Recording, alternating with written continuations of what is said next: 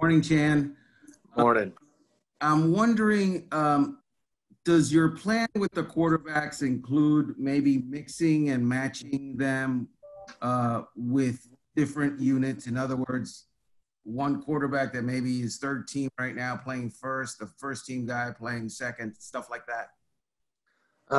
We try to get different guys. We have a quarterback rotation, and we try to put different people in with those quarterbacks rather than saying, first group, second group, third group. We just have a quarterback rotation, and we mix a lot of different people in with when the quarterback rotation is, so that we know how many plays we're getting with everybody. Mike DePasquale.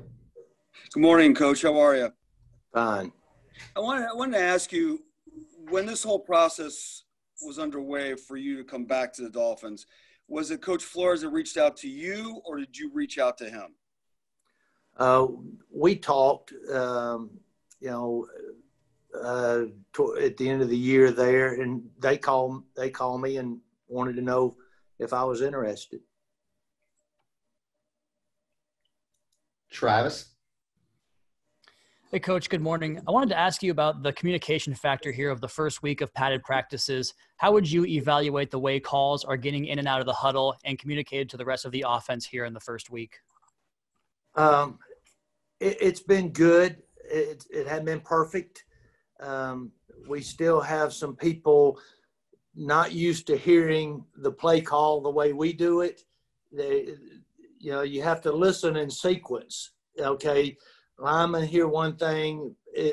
Next call in the huddle means something to somebody else. The next call means something to somebody else.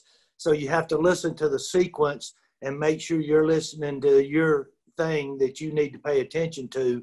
And we've had more mistakes than we would have liked, but they're getting the hang of it. Joe Shad.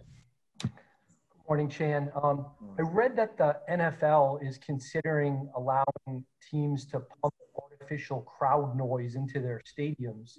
I'm wondering what you think of that and how that might impact your offensive planning, and also what happens for the offense on game day.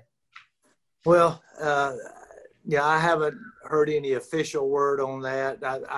I keep asking the same question, though. Is that what's going to happen? And then who controls the volume on that? You get a homer that slips that volume up a little bit louder on third down. I'm not sure I'm for that a lot, but you have to have that silent count ready to go if they start doing that. And so we'll get that going to make sure we cover all our bases before it's over with. And I just who's going to control that? That's the key to me.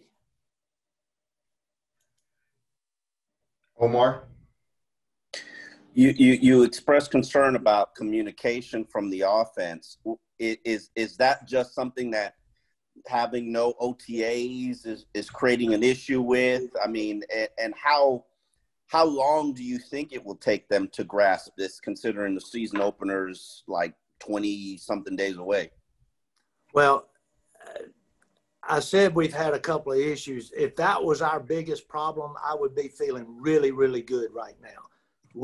That'll be one of the easier things to solve between now and game day than some of the other things that are going on. And your next question will be, well, what are those issues? And I'm not going to answer that, okay? Armando. Chan, it makes sense. It's logical that Ryan Fitzpatrick should be ahead of everybody else because he's got a familiarity with the offense for a long time and he's more experienced than everybody else.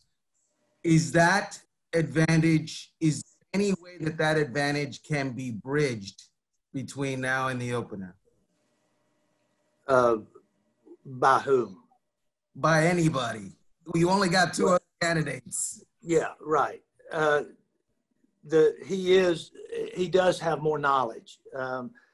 As Coach Flores says all the time, every position we're out there competing. Every position is being competed for, and I think every one of them know that. But does he have more knowledge? Is he able to help explain things a lot better to some of the other players that, some of the nuances of what we're trying to get done?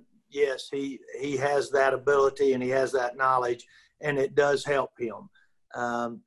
Can it be overcome? Hey, anything can happen in our game, and you know it. You've seen it happen. Anything can happen any year. So you never say never in the NFL. Cam Wolf. Hey, Chan, you got a guy in that room in Josh Rosen who's had, 3 or 4 offensive coordinators in the last 3 or 4 years. How do you teach a guy who probably has so much information, coming in from different directions on how to play quarterback in the NFL? There's really only X amount of plays in football. So what you're trying to do is teach him a new language. How quickly can he learn a new language and get to where he can speak it fluently rather than he's memorizing what something means? And so the biggest thing is to try to get him to put things in the past, terminology in the past, put it away, put it over to the side, and grasp the new terminology. It's okay in your brain to say, well, that used to be called this, but now it's called this, and use that as a reference. That's a good thing, but not to get it where it's clogging up, learning what new is going on. And that's true with, Tua's got the same issue. He had 3 coordinators his 3 years in college. He's got the same issue. And the great thing about Fitz has put different offenses out of his mind so many times in his career that he's kind of used to it. It takes a while to learn to do that, put it all away, and start something new. Joe Shad. I was kind of bored last night, so I took out a calculator and I had your depth chart, and I added up 3 of the new linemen, Kindley, Flowers, Hunt. It adds up to 1,005 pounds, which I thought was pretty good. I'm wondering, how does that kind of size potentially impact the game? There are a bunch of 400-pound people around out there that can't play football, okay? So size is not the only factor. It's like people used to tell me, hey, you got some great speed at receiver. Well, if speed was the only factor, we'd go sign the Olympic team to come play football. So size is not the only factor in offensive line, but the key is to get those guys using that strength and that weight, going in the right direction, doing the right things, and that's the challenge for us. Bigger is better, only if it's better. Barry. Hi, Chan. I know it's still early, but what have you seen from Malcolm Perry that makes you think maybe it could work as a slot receiver for him? And any of your other really young skill guys impress you so far? Malcolm is an interesting guy, having played quarterback in the option, and he's got some good quickness. He's got a feel for the game. He's played tag growing up. He knows how to make people miss and make them get out of the way. He learned early on how to do that, how to look at a guy and know when he's off balance or he's got his foot in the wrong place and he can make a move the other way. So he's got a little unique talent there, and that's one thing that gives me hope that he can, play receiver for us, because he does have a feel for getting people off balance, finding holes. He understands the game pretty well. Probably playing quarterback helped him understand the game fairly well. So he's an interesting guy to work with. And the other guys are working. We hadn't had but, 3 or 4 padded – I don't even know. They run into each other now. 3 padded practices. We've got a lot of work to do in a short time to do it. Cam Wolf. Hey, Chan, we've seen Devontae Parker for the last few years, but this year he looks like he's getting going early. I wanted to ask you, does his skill set remind you of anyone that you've coached in your past? Gosh, I hadn't had that one before and hadn't had to even think about that before. No, but I think he has great potential. It's hard for me to think about, other people I've had, but he's got excellent hand-eye coordination. He's got route running skills. He's got the speed and the size to make a difference on the football field, especially when he's one-on-one. He can be physical with guys. I'm really looking forward to working with him and see what he develops into, and hopefully we can build on what how he finished the year last year. Hopefully we can build on that. We have time for one more. We'll go to Omar. You expressed concern earlier about, I guess, the offense.